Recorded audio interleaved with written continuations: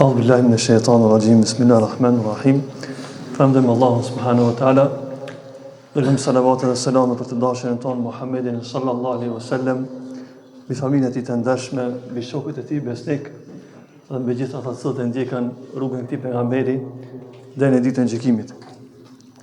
Vëllezër të dashur, hamd dhe falëndrime qofshin për Allahun subhanahu wa taala që Zoti e bën që për Ramazan shpesh të mlidhemi. E së mos kjo mbledhje të jetë për hir të Allahut. Sikur është mbledhimi jon për me adhuru Zotin subhanahu wa taala, sikur është namazi i taravijes, namazet tjera në përgjithësi. E së mos ne këtu ku jemi është namazi i taravijes dhe falemi bashkarisht. E që ky bashkim, më thonë, në Islam e ka një vlerë të veçantë, mu bashku një ibadet, jo në interes të dunjas, po në interes që me fitu razinë e Zotit, me fitu knasinë e Allahu subhanahu wa taala. Flasim nëse ndarmi dhe shikojmë ajetet, hadithet që flasin për vllazërinë në Islam. Është e veçantë. Ka shumë ajete dhe shumë hadithe. E Ramazani duhet të jetë sebeb që ne edhe më tepër të forcohemi mes nesh. Allahu subhanahu wa taala e urdhon pejgamberin selam në surën Kahf dhe i thot Allahu subhanahu wa taala pejgamberit selam wasbir nafsaka ma'a alladhina yad'una rabbahum bil ghadati wal 'ashiyyi yuriduna wajha. Kuptimi i këtij ajetit, Allah i thot pejgamberit selam dhe duro dhe qëndro bashkë me ata të cilët e përmendin Allahun në mëngjes dhe në mbrëmje. Tu kjo vlen edhe për neve. Ta durojmë njëri tjetrin. Ta duam njëri tjetrin, ta afrohemi me njëri tjetrin. Ky urdhën ka qenë për pejgamberin selam, por ka qenë edhe për sahabët. Ata e kanë dashur njëri tjetrin dhe është adhurim. Bile mos dashja besimtar, mos mi dash besimtar që si jeni fakut, mi urrejt besimtarët. Kurse mi dash besimtar që si e besimtarit. Rasit kemi kujdes gjatë Ramazanit të arrit për trim dashurinë ndaj njëri tjetrit. Së është adhurim në veti. Edhe kjo ne këtu e kemi edhe më lehtë gjatë namazeve ku i falemi bashkarisht. Gjithashtu Allahu subhanahu wa taala në Kur'an disa vende kemi ku i nxit besimtarët për këtë çështje. Një ndër ajetet që flasin për këtë temë është ajeti kuranor, disa njerëz do thonë ditën e gjykimit. Çfarë do thonë? Ja waylata lejteni lem attakhidh fulanan khalila. Do bëhet pishman. Ja waylata, i miri une. Pse e mora si shok filanin? Pse e mora? E zgjedha gabimisht. Edhe sot më ka devijue. Laqad adallani ani dhikr. Që shok i keq ishte pengesë që më largoi nga dhikri, nga përmendja e Allahut subhanahu wa taala. Pra shikoni vëllezër të dashur, njeriu do të bëhet pishman por çka se s'ka zgjedh shokin e duhur. E kjo është një shoqëri. Duhet ta kultivojmë, duhet ta forcojmë këtë shoqëri. Të interesohemi për njëri tjetrin. T'ja dimi mas pak të emrin, t'ja dimi ku jeton, t'ja marrim numrin e telefonit. Këto janë sebepe dhe janë shkaqe që ne më thonë lidhja jonë mes nesh me qenë më e mirë. Edhe këto lëvizje që i bëjmë t'ja dimi se jemi në adhurim, jemi në ibadet. Sa është një urdhën kuranor edhe në ajete edhe në hadithe pejgamberit sallallahu alaihi wasallam. Pejgamberi sallallahu alaihi wasallam thotë në hadith: La tusahib illa mu'mina. Mos rri bashk vetëm se me një mu'min. Tash kjo nxitje është me zgjedh shoqërinë, me zgjedh besimtarët, se ki nevojë për vllajën tant. Kështu Zoti na ka kriju. A keni vërejt kur e vesh teshat e sportistit duke të vetë si sportist. Edhe fillon me kësika pak. Edhe tesha ndikon tek njeriu. Veshi teshat e komandantit, ushtarit, duket vetë si komandant. Veshi teshat e një hoxhës, duket vetë si dietar. Shikoni edhe tesha ndikon në moralin e personit. Çfarë do të tregu këtë? Ibn Taymija rahimahullah përmend këtë shembull kur tregon për rëndësinë e shokut. Thotë çaq shumë njeriu ndikohet nga tjerët, saqë thotë edhe teshën që e vesh ndikon në sjelljen e tij. Pa më dhe tesha që i veshmi ndikon.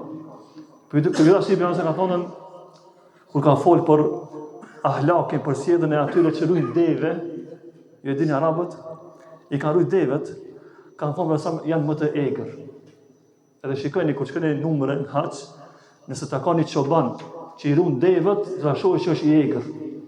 Nga vjen kjo egërësirë, për shkak që rri me deve, edhe devet janë kafshët e mëdha, edhe ndikon moralin e personit. Kurse pejgamberi ka treguar, ai që ruan dele, e dini delet janë kafshë të vogla, edhe janë buta, pejgamberi ka thonë i ka lavdruar sjelljen e tyre, e çobanëve që e ruajnë dele. Pse kjo më? Duhet tregu me këtë që njeriu ndikohet prej tjetrit. Kështu Zoti na ka bërë. Me kanë ndikohesh, ose merr tipi aty diçka, ose ti jep atij diçka tjetër. Pa tjetër në opinionin tjetër me përfituar. Ose me humb. Për të arsye në Islam do thonë shoqëria mund duhet të zgjedhet. Pejgamberi sa thotë në një hadith, ar-rajulu ala dini khalili. Personi është në fenë e shokut vet. Çfarë feje, çfarë fetarie ka shoku jot, çasi fetarie e ke edhe ti. Ar-rajulu ala dini khalili, falyanzur ahadukum man yukhalil. Dhe secili nga ju në të shikon se kë e zgjedh për shok. Nëse kjo në të nxitje për neve, e së mos këtë muj, e së mos më thonë këta atmosferat i ibadetit ta zgjedh me shokin tonë. Njoftohemi me zveti dhe të forcohet raporti mes nesh. A e dini vëllezër të dashur, njëri prej dietarëve thotë, shtoni shok të mirë. Shtoni sa më shumë. Nga se s'di, ndoshta çat shok që ke zgjedh të mirë, Allah ja mundson me bësh shefat ditën e gjykimit, edhe nëse të lip ty ku je. Edhe Allah ju thot besimtarët të mirë, shkoni nxjerrni nga zjarmi i xhehenemit persona që i njihni. E nëse ke njohur besimtar të mirë, kur ka marrë me nxjerr nga zjarmi i xhehenemit, ka me të njohur ti kush je. Tasi ti shtojmë me shokët e mirë. Trimi me besimtar të mirë, se nga se do të ndikomi patjetër nga ahlaki dhe sjellja e tyre. Kjo që i thotë me një hadith të saktë, pejgamberi sallallahu alajhi wasallam ka thënë, wajabat mahabbati lil mutahabbin fiyya. Ja kom bo obligim thot Allah, hadith kutsi, ja kom bo obligim vetes që mi dash ta njerëz që janë dash për hirin tim. Pa më doni vëllezër dash, Allah ka bo obligim vetes mi dash disa njerëz vetëm se ata janë dash për hir të Allahut. A nuk është kjo vlerë? A nuk i synojmë Allah me na dash neve? E synojmë. Një ndër format është me dash dikan për hir të Allahut, pa interes. E kjo është adhurim, dash ibadet. Vazhdon hadithi, pse ka thënë wal mutajalisin fiyya. Dhe e kam bë obligim me dash një person që janë ulur për hir timin. Ulesh me dikan e pini kafe. Nuk ki asnjë çfarë interesi, vetëm për hir të Allahut. E pini çaj me një vëlla musliman. Me një të ri që ka ardhur me këtebe, ka ardhur në xhami. Vallahi që kjo dashuri është sebeb që me fitu dashurinë e Allahut. Vazhdon hadith me selam wal mutazawirin fiyya. Dhe kam bë obligim të Allahu mi dash disa njerëz që janë vizitu për hirin tim. E ke po zjaret, s'ke pas kur gjo interes. Vetëm razia e Zotit e fiton edhe ti knasinë Allah subhanahu wa taala. Vazhdon hadithi wal mutabadilin fiyya. Dhe kam bë obligim të Allahu me dash disa njerëz që sakrifikojnë për njëri tjetrin. Interesosh për gjendjen e tij, ki mundësi me ndihmu me pasuri, ndihmoj. Nuk ki me një shark mirë thuja, me një orientim, me një këshill të mirë epja. Gjitha janë këta shkaqe se si fitohet më thonë razia e Zotit më. Allah na bëf për tyre që e duam njëri tjetrin për hir të Allahut, pa asnjë interesi, ku është me një hadith tjetër, ku është bërë sa Miraç, e ka pa një vend të veçantë në xhenet.